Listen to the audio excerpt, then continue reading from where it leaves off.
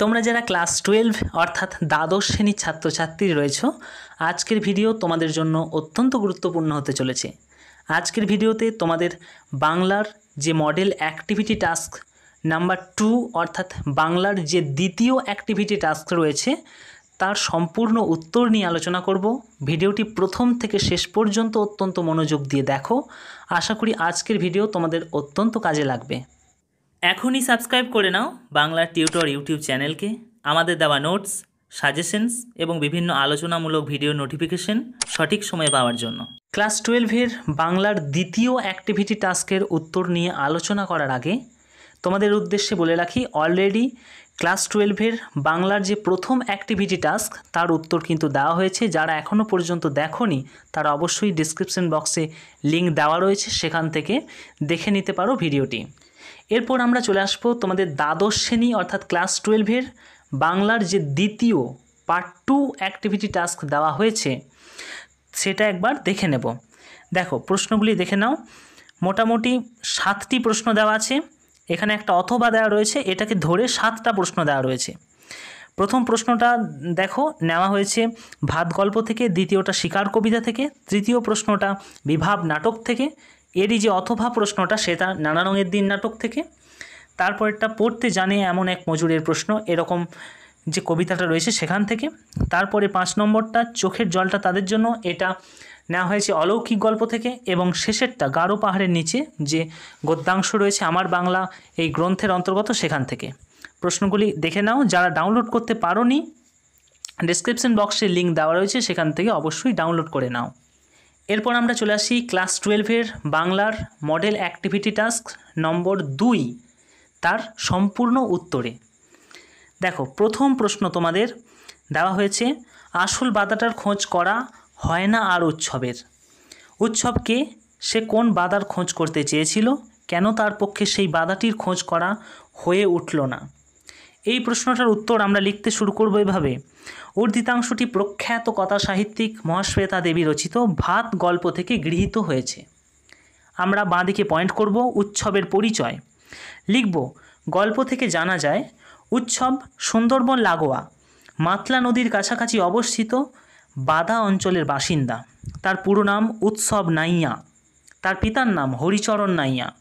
পেশায় সে ছিল ভাগ চাষি। এটুকু পরিচয় আমরা পাই গল্পে উৎসবের।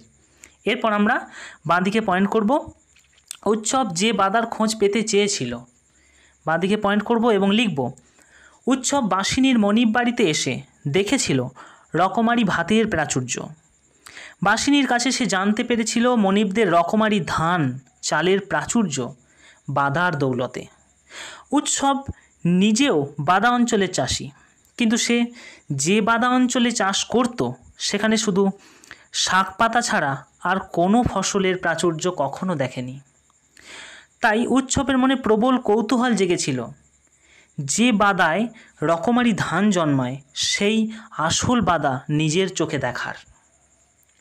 এইটা গেল যে ভেঙে প্রশ্নটা দিয়েছিল উৎসব যে বাদার খোঁজ পেতে চেয়েছিল সেই অংশটার উত্তর। এরপর আমরা চলে আসি যে কারণে উৎসব তার কাঙ্ক্ষিত বাদার খোঁজ পেল না। এটা পয়েন্ট করব বাঁদিকে এবং লিখতে শুরু করব। উৎসব বাসিনীর মনিব বাড়িতে এসে ভাতের প্রাচুর্য দেখার পর মনে মনে ঠিক করেছিল ভাত খেয়ে শরীরে একটু বল পেলে সে আসল বাদার সন্ধান করবে, কিন্তু তার এই আশা পূর্ণ হলো না। প্যারা চেঞ্জ করব, লিখব বড় বাড়িতে যজ্ঞ শেষ হতে না হতেই বুড়ো কর্তা মারা যায়। অসৌচ বাড়ির খাবার ফেলে দেওয়ার নির্দেশ দেওয়া হয়। বাসিনীর সাথেই উৎসবও যায় খাবার ফেলে দিতে। উৎসব হঠাৎ করে এক পাত্র ভাত নিয়ে দৌড় দেয়। স্টেশনে বসে 2 হাত ভরে মন প্রাণ দিয়ে সে ভাত খায়, ঘুমিয়ে পড়ে। সকাল হতেই পেতলের ডেকচি চুরির অপরাধে উৎসবকে থানায় নিয়ে যাওয়া হয়। তাই আসল বাদার খোঁজ করা উৎসবের আর হয়ে ওঠে না। এও হয়ে গেল প্রশ্নটির উত্তর। যেমনটা আছে তোমরা সেভাবেই লেখার চেষ্টা করবে। এখানে আমার মনে হয় না কোনোভাবে কোনো কিছু কাটছাট করার প্রয়োজন আছে। এরপর চলে আসি পরের এই প্রশ্নটা। খুবই একটা টাফ প্রশ্ন, কিন্তু প্রশ্নটা দেখো শিকার কবিতা থেকে নেওয়া। ভোর শব্দটি শিকার কবিতায় কোন কোন ব্যঞ্জনায় উপস্থাপিত হয়েছে তা বিশ্লেষণ করো। এটা একদম দুর্দান্ত টাফ প্রশ্ন। এটার যথাযথ উত্তর আমি অনেকটা সময় নিয়ে লেখার চেষ্টা করেছি। দেখে নেব কীভাবে উত্তরটা আমি লিখেছি, দেখে নাও। উত্তরটা শুরু করছি।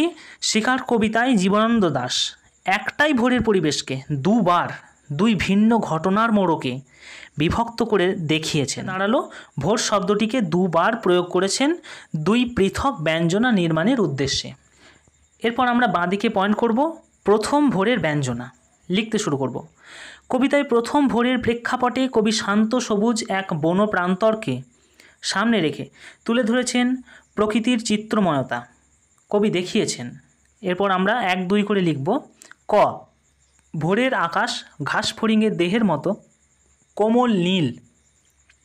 খ, চারিদিকে পেয়ারা ও নোনার গাছগুলি টিয়ার পালকের মতো সতেজ সবুজ। গ, বাসর ঘরে জেগে থাকা লজ্জায় মলিন মেয়ের মতো ভোরের শুকতারা আকাশে বিরাজমান। ঘ, দেশওয়ালিরা শীতের হাত থেকে বাঁচতে জ্বালিয়েছে আগুন। এই জিনিসগুলোই কবি দেখিয়েছেন। এরপর আমরা প্যারা চেঞ্জ করব, লিখতে শুরু করব। এই অংশে কবি বোঝাতে চেয়েছেন ভোরের পরিবেশে প্রকৃতি স্বাভাবিকভাবে নিজেকে যেমনভাবে সৌন্দর্যে রাঙিয়ে তোলে সেই অবিকৃত রূপ, যেখানে নেই কোনো কৃত্রিমতা, দূষিত মলিনতার ছাপ। এই ভোরের মধ্যে নেই প্রকৃতিকে শিকার করার, ধ্বংস করার লোভনীয় কুটিল মানসিকতা। এই হয়ে গেল প্রথম ভোরের ব্যঞ্জনা। এরপর পয়েন্ট করব দ্বিতীয় ভোরের ব্যঞ্জনা। লিখব, কবিতায় দ্বিতীয় ভোরের প্রেক্ষাপটে কবি এক হরিণের শিকার হওয়ার ঘটনাকে সামনে রেখে তুলে ধরেছেন নাগরিক লালসার নির্মম ছবি। কবি দেখিয়েছেন ক, সুন্দর বাদামি হরিণ সারা রাত ঘুরে চিতাভাগিনীর হাত থেকে রক্ষা পেলেও নাগরিক লালসার হাতে রক্ষা পেল না। খ, শুধু লোভের তাড়নায় সুন্দর বাদামি হরিণের বেঁচে থাকার স্পর্ধাকে ঝলসে দেওয়া হলো আগুনে।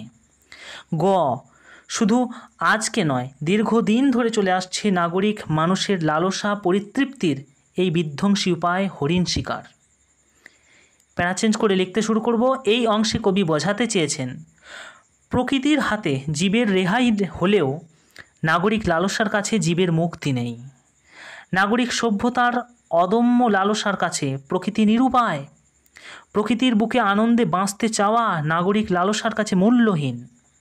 নাগরিক লালসা বারবার প্রকৃতিকে ধ্বংস করে, শিকার বানায়। এটাই সহজ এবং সত্য।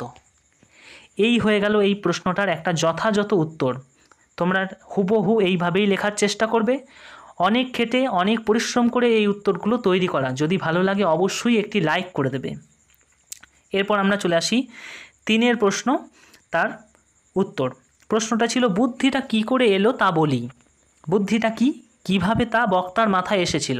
এটা বিভাব নাটক থেকে নেওয়া হয়েছে। লিখব, উর্দিতাংশটি প্রখ্যাত নাট্যকার শম্ভু মিত্র রচিত বিভাব নাটক থেকে গৃহীত হয়েছে। আমরা এরপর পয়েন্ট করে নেব বুদ্ধিটির পরিচয়। বাঁদিকে পয়েন্ট করে লিখতে শুরু করব। 1948 খ্রিস্টাব্দে গণনাট্য সংঘের সাথে মতবিরোধ ঘটায় শম্ভু মিত্র বহুরূপী নামে একটি পৃথক নাট্য দল প্রতিষ্ঠা করেন। সে সময়ে বহুরূপী চরম আর্থিক সংকটের মধ্যে এসে পড়ে। ন্যূনতম অর্থের সাহায্যে নাটক মঞ্চস্থ করে কিভাবে দর্শকদের মনোরঞ্জন করা যায়, সেই ভাবনা থেকেই শম্ভু মিত্রের মাথায় একটি নতুন বুদ্ধির উদয় হয়। সেই উক্ত অংশে সেই বুদ্ধির কথাই বলা হয়েছে। এরপর আমরা বাঁদিকে পয়েন্ট করব এই বুদ্ধি যেভাবে এসেছিল। লিখব, মাথায় বুদ্ধি আসা মাত্রই অনেক ভাবনা চিন্তা করে শম্ভু মিত্র একটি অভিনব নাট্য কৌশল বের করেন, যেখানে স্টেজের দরকার হবে না, যে কোনো রকম একটা প্ল্যাটফর্ম হলেই চলবে। কোনো প্রকার সিনসিনারি, দরজা, জানলা, টেবিল, বেঞ্চ এসবের প্রয়োজন নেই। প্যারাচেন করে লিখব, অর্থাৎ শম্ভু মিত্রের বুদ্ধির সাহায্যে তুলে আনেন অ্যাস্থেটিক থিয়েটারের কথা। তিনি একাধিক দেশের প্রাচীন অ্যাস্থেটিক থিয়েটারের নমুনা তুলে ব্যাপারটিকে বোঝানোর চেষ্টা করেন। কেমন বোঝানোর চেষ্টা করেন? ক, ধরো কোথাও রাজার রথে ওঠার অভিনয় করতে হবে, সেক্ষেত্রে রাজা শুধু রথে ওঠার ভঙ্গিটুকু করবেন, তাহলেই হবে। খ, কোথাও ঘোড়ায় চড়া দূতের সংবাদ আনার অভিনয় করতে হবে, সেখানে অভিনেতা তার কাল্পনিক অঙ্গভঙ্গিমার মধ্য দিয়ে ঘোড়ার অভিনয় করবে, তাহলেই হবে। প্যারা চেঞ্জ করে লিখব, এভাবেই শুধুমাত্র কাল্পনিক অঙ্গভঙ্গির মাধ্যমে চলবে নাটকের অভিনয়, যেখানে জলজ্যান্ত কোনো জিনিসের ব্যবহার হবে না, ফলে সিনারি তৈরিতে হবে না কোনো খরচ। দর্শককে বুদ্ধির অবকাশে বুঝে নিতে হবে নাটকের সিনারি। এভাবেই কম বাজেটে অ্যাস্থেটিক থিয়েটারের পরিকল্পনাকে কাজে লাগিয়ে দর্শককে আনন্দ দেওয়ার বুদ্ধি নাট্যকারের মাথায় এসেছিল। এই হয়ে গেল এই প্রশ্নটার একটা যথাযথ কম্প্যাক্ট উত্তর। এরপর আমরা চলে আসবো এই 3 দাগের একটা অথবা দিয়ে প্রশ্ন ছিল, তার উত্তর।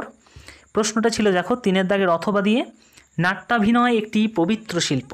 এই পবিত্রতার নামাবলীটা কিভাবে রজনীকান্ত চট্টোপাধ্যায়ের সামনে ফাঁস হয়ে গিয়েছিল সেটা আলোচনা করো। লিখতে শুরু করব। ঊর্ধ্বিতাংশটি প্রখ্যাত নাট্যকার অজিতেশ বন্দ্যোপাধ্যায় রচিত নানা রঙের দিন নাটক থেকে গৃহীত হয়েছে। বাঁদিকে পয়েন্ট করব, নাট্যাভিনয়ের পবিত্র নামাবলীটা ফাঁস হওয়ার প্রেক্ষাপট। লিখতে শুরু করব এই পয়েন্টটাকে কেন্দ্র করে। থিয়েটারের মঞ্চে আলমগীরের চরিত্রে রজনীকান্তের দুর্দান্ত অভিনয় দেখে ভদ্রঘরের মেয়ে তার প্রেমে পড়ে যায়। অভিনেতা হিসাবে রজনীর ভবিষ্যৎ তখন উজ্জ্বল, তাই মেয়েটিকে স্ত্রী হিসাবে পাওয়ার জন্য সে স্বপ্ন দেখতে শুরু করে। প্যারা চেঞ্জ করব, লিখব, এক রাত্রে মেয়েটিকে ডেকে রজনীকান্ত বিবাহের প্রস্তাব দেয়। বিবাহের প্রস্তাব শোনা মাত্রই মেয়েটি তাকে জানায় একজন থিয়েটারের অভিনেতাকে বিয়ে করা তার মতো ভদ্রঘরের মেয়ের পক্ষে অসম্ভব। ভদ্রঘরের মেয়ে তথা প্রেমিকার মুখে এই কথা শুনে রজনী চূড়ান্ত আঘাত পায়। এখানে একটু ঠিক করে নেবে, মেয়েটির, এটা একটু ভুল হয়েছে, মেয়েটি তাকে জানায়, ঠিক আছে, রটা কেটে দেবে। বাদিকে পয়েন্ট করব, নাট্যাভিনয় এই পবিত্র নামাবলীর ফাঁস হওয়া।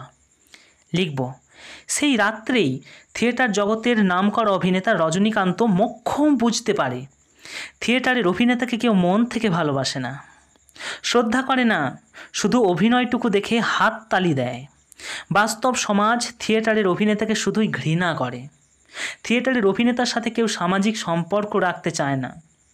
মানুষের কাছে থিয়েটারের অভিনেতার একটাই পরিচয়, সে জোকার কিংবা অস্পৃশ্য ভাঁড় কিংবা ভাড়া করা বেশ্যা, যার আনন্দ দেওয়া শেষ হলে, প্রয়োজন ফুরালে সামাজিক মূল্যও ফুরিয়ে যায়। প্যারা চেঞ্জ করে লিখব, রজনী উপলব্ধি করে এতদিন সে থিয়েটারের অভিনেতা এই নামের একটা নামাবলী পড়েছিল গায়ে, যে নামাবলী সমাজে অস্পৃশ্য। এই নামাবলী যার গায়ে থাকে সমাজ তাকে সসম্মানে বাঁচার অধিকার দেয় না।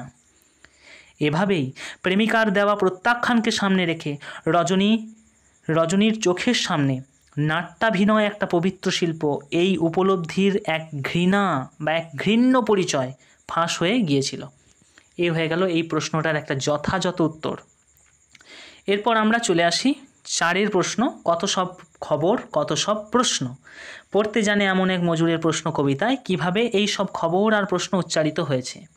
উত্তরটা লিখতে শুরু করব। ঊর্ধ্বিতাংশটি কবি বের্টল্ট ব্রেখট রচিত পড়তে জানে এমন এক মজুরের প্রশ্ন কবিতা থেকে গৃহীত হয়েছে। লিখব, বাঁদিকে পয়েন্ট করে উচ্চারিত প্রশ্ন। লিখব, সৃষ্টির ইতিহাসকে সামনে রেখে কবির মনে প্রথমেই জেগেছে একের পর এক তাৎপর্যপূর্ণ প্রশ্ন। কি প্রশ্ন? প্রথম প্রশ্ন, 7 দরজা বিশিষ্ট থিবস কার বানানো? দ্বিতীয় প্রশ্ন, রোম কে নির্মাণ করেছে? তৃতীয় প্রশ্ন, সিজার কাদের জয় করল? চতুর্থ প্রশ্ন, চীনের প্রাচীর নির্মাণ হওয়ার পর রাজমিস্ত্রিদের কী পরিণাম হয়েছিল? চতুর্থ প্রশ্ন, আলেকজান্ডার কি একলাই ভারত জয় করেছিল? পরের প্রশ্ন, 7 বছরের যুদ্ধে প্রকৃতকে জিতেছিল। এখানে এই কার্ডটা একটু দিয়ে নেবে। এই কটা প্রশ্ন কবির মনে জেগেছে। এরপর প্যারা চেঞ্জ করে লিখব, উচ্চারিত খবর। অত্যন্ত ব্যঞ্জনাপূর্ণভাবে কবি নিজেই প্রশ্নের মধ্যেই তুলে ধরেছেন প্রশ্নের উত্তর। এই উত্তর থেকেই উঠে এসেছে একাধিক নিদারুণ সত্য সংবাদ।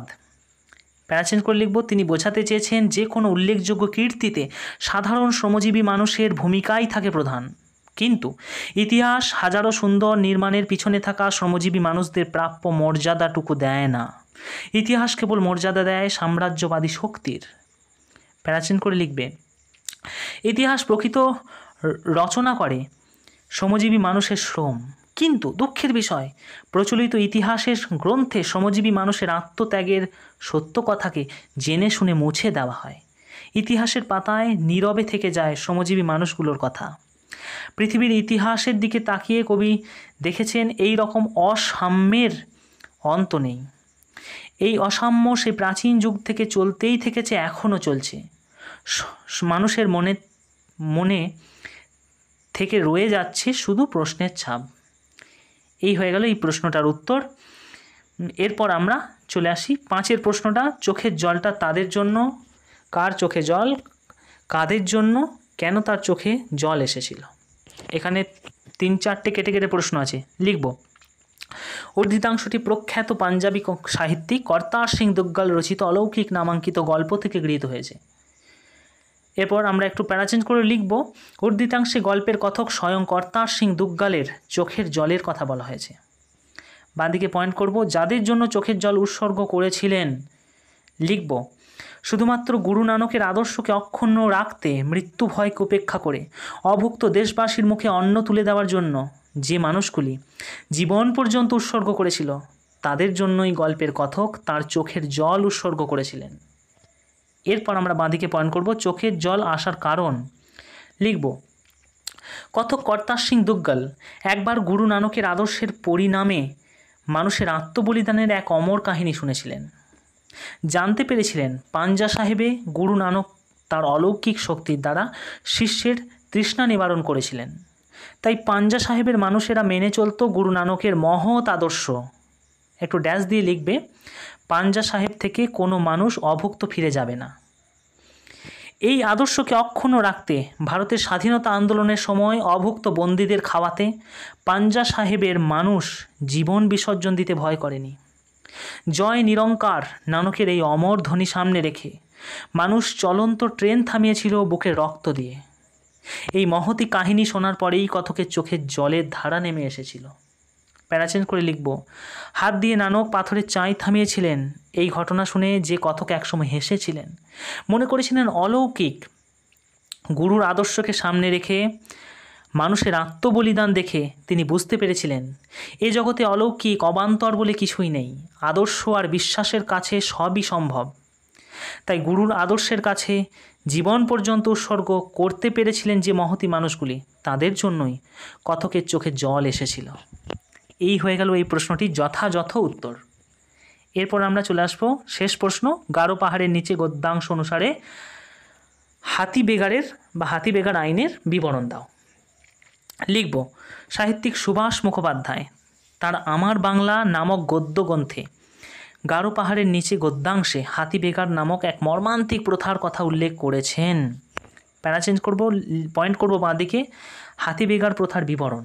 লিখব, লেখক সুভাষ মুখোপাধ্যায় জানিয়েছেন বাংলাদেশের ময়মনসিংহের উত্তরে গারো পাহাড় অঞ্চলে 20 শতকের গোড়ার দিকে এই হাতিবেগার নামক প্রথার প্রচলন ছিল। প্যারাচেঞ্জ করব, লিখব, এই প্রথা আসলে ছিল জমিদারের মনোরঞ্জনের জন্য তৈরি এক মর্মান্তিক খেলা। জানা যায়, ড্যাশ দেব, লিখব, ক, জমিদারের হাতি ধরার শখ হলে প্রথমে পাহাড়ের উঁচু অঞ্চলে মজবুত করে একটি মাচা বাঁধা হতো। খ, মাচার উপরে নিরাপদ স্থানে জমিদার বসতেন হাতি ধরার খেলা উপভোগ করতে। গ, সাথে উপস্থিত থাকত জমিদারের মনোরঞ্জনের সমস্ত উপকরণ এবং জমিদারের একাধিক সভাসদ। প্যারাচেঞ্জ করে লিখব, এই খেলায় প্রজাদের ভূমিকা ছিল অত্যন্ত তাৎপর্যপূর্ণ। জানা যায়, ড্যাশ লিখব, ক, হাতিবেগার খেলার আগের দিন প্রত্যেকটি গ্রামে খবর দিয়ে প্রজাদের জানিয়ে দেওয়া হতো। খ, নারী পুরুষ নির্বিশেষে প্রত্যেকটি গ্রামের প্রজাকে এই হাতি ধরার অনুষ্ঠানে অংশ নিতে বাধ্য করা হতো। গ, প্রজারা নিজেদের সামর্থ্য অনুযায়ী চিনি মুড়ি, এখানে চিনি হবে না, চিঁড়ে হবে, এটা টাইম মিস্টেক হয়েছে, চিঁড়ে মুড়ি চাল বেঁধে নিয়ে গহীন বনে হাজির হতো জমিদারের জন্য হাতি ধরতে। এখানে হাতে ধরতে নয়, হাতি ধরতে, এটা টাইম মিস্টেক হয়েছে, ঠিক করে নেবে। হাতি ধরার খেলা শুরুর পর এই প্রথা হয়ে উঠত মর্মান্তিক। প্যারাচেঞ্জ করে লিখব, হাতি ধরার খেলা শুরু হওয়ার পর এই খেলা হয়ে উঠত, প্যারাচেঞ্জ করে লিখব, হাতি ধরার খেলা শুরু হওয়ার পর এই প্রথা হয়ে উঠত মর্মান্তিক। জানা যায়, ক, যে জঙ্গলে হাতি আছে প্রজাদের সেই জঙ্গলে পাঠানো হতো। খ জঙ্গল ঘিরে দাঁড়াতে হতো প্রজাদের যাতে হাতি পালাতে না পারে। এরপর আমরা বাঁদিকে পয়েন্ট করব হাতি বেগারের পরিণাম। লিখব এই প্রথার পরিণাম ছিল অত্যন্ত ভয়ঙ্কর। জমিদারের পাগলামিতে হাতি আটকাতে গিয়ে হাতির আক্রমণে, সাপের কামড়ে কিংবা বাঘের হাতে বেঘরে প্রাণ যেত অনেক প্রজার। এভাবেই তৎকালীন সময়ে গারো অঞ্চলের প্রজাদের জীবনে অভিশাপের নামান্তর ছিল এই হাতি বেগার প্রথা। এই হয়ে গেল তোমাদের ক্লাস 12-এর যে মডেল অ্যাক্টিভিটি টাস্ক নম্বর 2 বা দ্বিতীয় মডেল অ্যাক্টিভিটি টাস্ক দেওয়া হয়েছে তার সম্পূর্ণ উত্তর। যাদের এই উত্তর ভালো লাগলো অবশ্যই একটি লাইক করবে, অবশ্যই কমেন্ট করে জানাবে কেমন লাগলো এই নোটসগুলি, এবং তোমরা যারা নতুন চ্যানেলটিকে সাবস্ক্রাইব করবে। ক্লাস 12-এর জন্য অসংখ্য ভিডিও রয়েছে, তোমরা দেখলে উপকৃত হবে।